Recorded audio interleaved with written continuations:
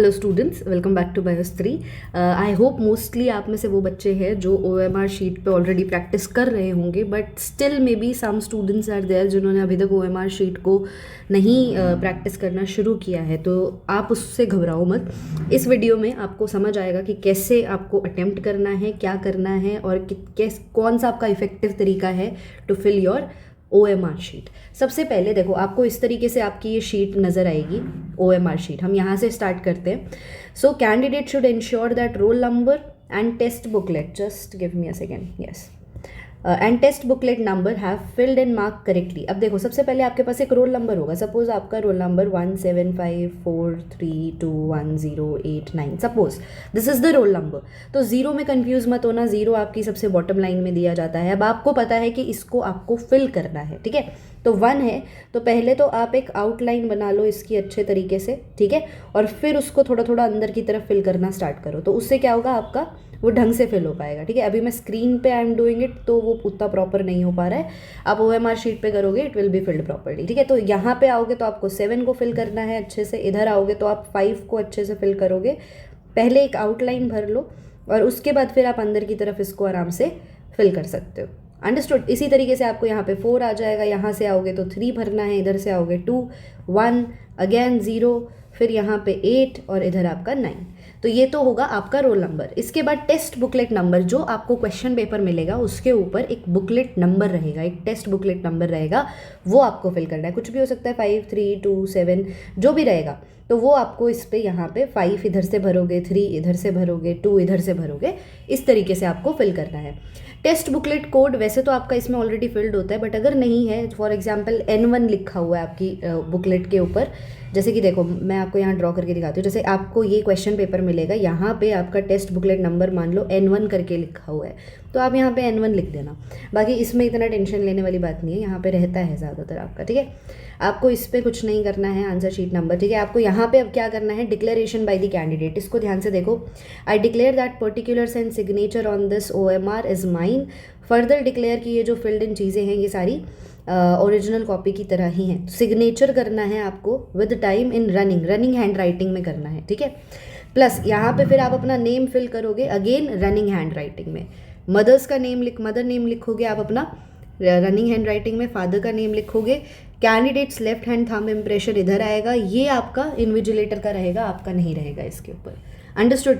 अब हम इफेक्टिव तरीके की बात करते हैं कि आपको यहाँ पे किस तरीके से बहुत अच्छे से फिलिंग करनी है। देखो, सबसे पहली बात, ये मत करना कि तुम एंड में फिल करोगे। ये एंड में आंसर फिल करने वाली आदत तुम्हें बिल्कुल नहीं लगानी है। Do it after every subject. जैसे ही तुम्हारा जो सब्जेक्ट है उसके क्वेश्चंस लग जाते हैं तो उसको फिर फिल करना शुरू करो। और उसमें भी आई विल सजेस्ट यू, मान लो तुमने एक चीज़ कंप्लीट कर ली, तुमने पहला क्वेश्चन किया, उसका तुम्हारा आया ऑप्शन नंबर 3, तो तुम इस पर डॉट लगा दो।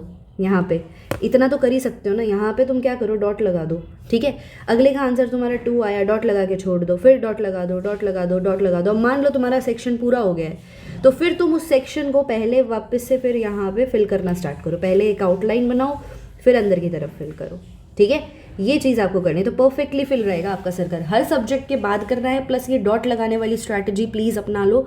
कई बार मैंने बहुत सारे बच्चों को देखा है, वो क्या गलती कर जाते हैं कि वो क्वेश्चन 1, 2 है, वो गलत भर देंगे, वो कहीं यहाँ भर देंगे, फिर कहेंगे अरे मैम गलत हो गया। उस टाइम पे अब आप वाइटनर भी नहीं यूज़ कर सकते हो, आप ब्लेड भी नहीं, कई बच्चे ब्लेड से उसको सही करने लग जाते हैं, कई बच्चे चौक से उसको सही करने लग जाते हैं। तो वो सारी चीज़ें आप नहीं कर सकते हो बिल्कुल भी।